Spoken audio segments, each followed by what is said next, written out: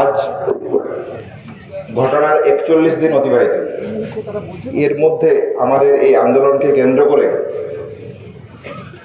সুনির্দিষ্ট কিছু পরিকল্পনা যেমন সামনে এসছে, সুনির্দিষ্ট কিছু পদক্ষেপও সামনে এসছে। আপনারা সেগুলো 9 অগাস্টের ঘটনাকে কেন্দ্র করে যে ঘটনা প্রবাহ ঘটেছে সেগুলো আপনারা পরিলক্ষিত করছেন। আজকে স্বাস্থ্য ভবনের সামনে আমাদের যে অবস্থান বিক্ষোভ চলছিল, আমাদের 5 দফা দাবিকে সামনে রেখে সেই জায়গা থেকে সুনির্দিষ্ট কিছু প্রশ্ন, সুনির্দিষ্ট কিছু মন্তব্য আপনাদের কাছে রাখতে চাই। কি সেই মন্তব্য, কি সেই বক্তব্য? 9 আগস্টে ঘটনাকে কেন্দ্র করে পশ্চিমবাংলা সহ সারা ভারতবর্ষে যে আন্দোলন গড়ে ওঠে, ন্যায় বিচারকে দাবিতে সঙ্গে রেখে আরজিকর থেকে যেই আন্দোলন শুরু হয়, আরজিকর দিচ্ছে ডাক, অভয়া বিচার পাক, সেখান থেকে শুরু করে সমস্ত কলেজ, সমস্ত মেডিকেল কলেজ, সমগ্র স্তরের সাধারণ মানুষ থেকে শুরু করে বিভিন্ন পেশার মানুষ এই আন্দোলনের সাথে সম্পৃক্ত হয় ন্যায় বিচারের দাবিকে সামনে রেখে। আমরা এবং আপনারা সবাই এই ঘটনা প্রবাহের সাক্ষী, এই আন্দোলন নানান উত্থান পতনের সাক্ষী।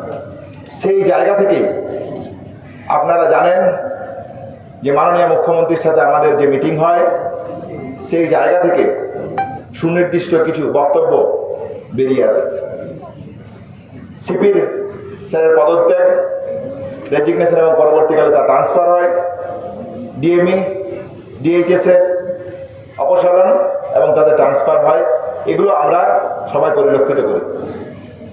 এবং এর পাশাপাশি বিচারের দাবিকে কেন্দ্র করে সুপ্রিম কোর্টের মধ্যে আমাদের যে লড়াই, সেই লড়াইকে আমরা জোরদার করেছি এবং ভবিষ্যতে আরো দীর্ঘস্থায়ী করব এই আশা আমরা রাখি। এই দাবিকেও সামনে রেখে আমাদের যে লড়াই, সেই লড়াই চলবে। আপনারা দেখেছেন ন্যায় বিচারের সব ঘটনাকে কেন্দ্র করে সিবিআইয়ের দিক থেকে তদন্তের গতি প্রকৃতি আমরা বারবার জানতে চেয়েছি। আমরা মনে করি অতি দ্রুততার সাথে এই তদন্ত প্রক্রিয়া শুরু হওয়া উচিত। আমরা দেখেছি যে সেখানে সন্দীপ ঘোষের অ্যারেস্ট হয়েছে, তালা থানার ওসিকে অ্যারেস্ট করা হয়েছে। আমরা মনে করি এগুলো আমাদের আন্দোলনের একটা অগ্রগতির পথে বড় পদক্ষেপ। এরই পাশাপাশি আমরা আমাদের কলেজে সেফটি সিকিউরিটির প্রশ্ন এবং হেড কালচারকে গড়ে তোলা, যে ভয়ের পরিবেশ কলেজ ক্যাম্পাসে গড়ে উঠেছে, আমরা দেখেছি এই জরুরি, এই ঘটনাগুলো কেন এত জরুরি। আমরা যাতে দ্বিতীয় অভয়া আর কলেজের বুকে কখনো না ঘটতে পারে, সেই জন্যই আমরা সেফটি সিকিউরিটির প্রশ্ন রেখেছিলাম। আমরা কলেজের গণতান্ত্রিক পরিবেশ বৃহত্তর করার প্রশ্ন রেখেছিলাম। আমরা শুধুমাত্র একটা ইলেকশন চাইছি বা একটা অ্যাসোসিয়েশন চাইছি এরকম নয়। এই ঘটনা যাতে কলেজের বুকে কোনো রকম ভাবে কোনো দ্বিতীয় অভয়া না ঘটে, তার জন্যই এগুলো আমাদের চাওয়া, এগুলো আমাদের পাওয়া, এগুলো আমাদের সুনির্দিষ্ট দাবি। আমরা মনে করি যে কোনো ইনস্টিটিউশনাল 9 আগস্টের ঘটনা একটা ইনস্টিটিউশনাল মার্ডার বলে আমরা মনে করি। তাহলে যদি আমরা এটা মনেই করি, তাহলে আমরা আমাদের ক্যাম্পাসকে যদি কোনোভাবে সুরক্ষিত করতে না পারি, তাহলে আমরা কিভাবে বলতে পারি যে আমরা দ্বিতীয় ক্ষেত্রে কোনো এই ধরনের ঘটনা ঘটবে না এবং তার ন্যায় বিচারের দাবিতে আমাদেরকে আবার পথে নামতে হবে না। তাহলে সেই ঘটনা যদি না করতে হয়, তাহলে আমাদের জায়গা থেকে সেফটি সিকিউরিটির প্রশ্ন এবং কলেজে কলেজে গণতান্ত্রিক পরিবেশ বৃহত্তর করার প্রশ্ন যে দাবি, সেই দাবি আমরা কালকে চিফ সেক্রেটারির মাধ্যমে যে নবান্ন সভাগৃহে যে মিটিং হয়, সেই মিটিংয়ে আমাদের সুনির্দিষ্ট বক্তব্য তুলে ধরে আমাদের সেখানে যা যা দাবি ছিল, সেই দাবিগুলো আমরা সমস্তটাই চিফ সেক্রেটারির কাছে রাখি। সেই জায়গা থেকে আজকে একটা ডাইরেক্টিভ এসছে এবং সেই ডাইরেক্টিভে কিছু প্রয়োজনীয় পদক্ষেপ তারা নেবেন বলে জানিয়েছেন। কি সেই প্রয়োজনীয় পদক্ষেপ? যদি আমরা একটু ওই দিকে যাই, তাহলে আমরা দেখতে পাবো ন্যায় বিচারের দাবিতে যাতে দ্বিতীয় অভয় আর না ঘটে, সেই জায়গা থেকে আমরা কি কি পেয়েছি। সেই জায়গা থেকে আমরা যেমন পেয়েছি যে কেন্দ্রীয় রেফারেল সিস্টেম, যাতে কোনো রোগীকে কোনোভাবেই কোনো রেফারেল সিস্টেমের মধ্য দিয়ে হয়রানির শিকার না হতে হয়। যে যন্ত্রণা আমরা প্রতিনিয়ত কলেজের বুকে প্রতিনিয়ত আমাদের চিকিৎসার জীবনে পরিলক্ষিত করি, যাতে সেই পরিলক্ষিত না হয়।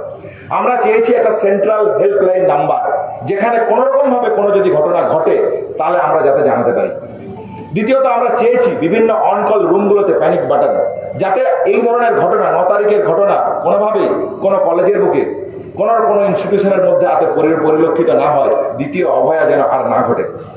চতুর্থত আমরা যা চেয়েছিলাম যে কলেজে কলেজে সেফটি এবং সিকিউরিটির প্রশ্নে সিসিটিভি থেকে শুরু করে কমন ওয়াশরুম থেকে শুরু করে সমস্ত জায়গাগুলো যাতে সুনির্দিষ্টভাবে পরিলক্ষিত হয়, সেই জায়গাও আমরা চেয়েছিলাম। কিন্তু কলেজে যে ভীতির পরিবেশ, সেই জায়গা থেকে আমরা বারবার বলেছি যে এইটা আমাদের অন্য কোনো দাবি নয়। এই দাবি 9ই আগস্টের যে ঘটনা, যাতে সেই ধরনের ঘটনা না ঘটে কলেজের বুকে, কোনো ইনস্টিটিউশনের বুকে, যাতে কোনো মাকে তার সন্তানহারা না হতে হয়, সেই জায়গা থেকে চেয়েছিলাম আমরা গণতান্ত্রিক পরিবেশটা আর উন্মুক্ত। এইটুকুই আমাদের দাবি ছিল। কিন্তু আমরা দেখলাম রাজ্য প্রশাসনের পক্ষ থেকে এখনো কোনো সদর্থক পদক্ষেপ তারা নেয়নি।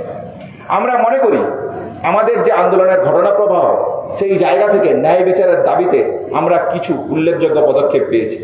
আমরা মনে করছিলাম পুলিশি তদন্ত প্রক্রিয়ার যে গাফিলতি, এফআইআর করতে কেন এত দেরি, এই সমস্ত পুলিশের বিরুদ্ধে যা অভিযোগ ছিল সেই জায়গা থেকে সিপির রেজিগনেশন আমরা করাতে পেরেছি, এখন সে ট্রান্সফার হয়েছে।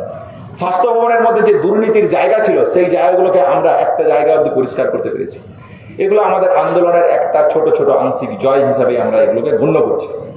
সেই জায়গা থেকে বলছি, কিন্তু সেফটি সিকিউরিটির প্রশ্নে এবং কলেজের গণতান্ত্রিক পরিবেশ যাতে উন্মুক্ত হয়, যাতে দ্বিতীয় অভয়ার না ঘটে, সেই জন্য আমাদের যাবতীয় যা কর্মসূচি সেই কর্মসূচি চলছে।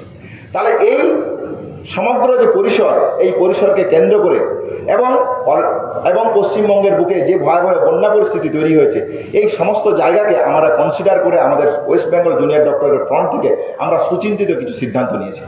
কি সেই সিদ্ধান্ত?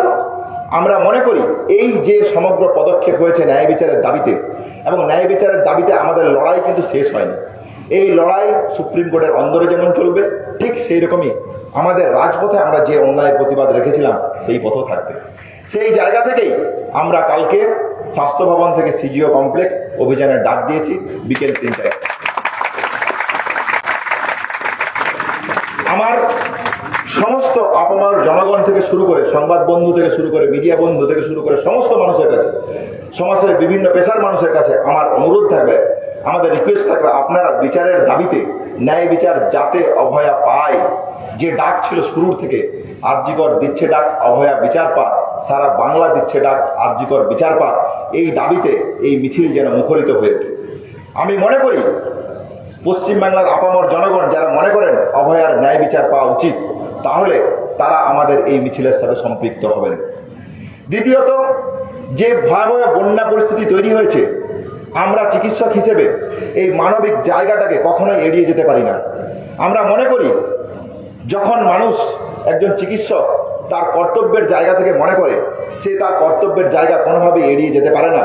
যখন বিভিন্ন মানুষ বিভিন্ন জায়গা থেকে আহত হয়, সেই জায়গা থেকে আমরা মনে করি পশ্চিমবঙ্গের যে বন্যা কবলিত পরিস্থিতি তৈরি হয়েছে, সেই জায়গা থেকে আমরা একটা কমিটি তৈরি করে ঠিক করেছি ওয়েস্ট বেঙ্গল জুনিয়র ডক্টরসের ফ্রন্টের পক্ষ থেকে, যারা এই বন্যা কবলিত জায়গাতে মেডিকেল ক্যাম্প থেকে শুরু করে, ত্রাণ শিবির থেকে শুরু করে, তাদের সাহায্যে যা যা প্রয়োজনীয় পদক্ষেপ নেওয়া দরকার, West Bengal junior doctors front আগামীকাল থেকে এই কর্মসূচি শুরু করে।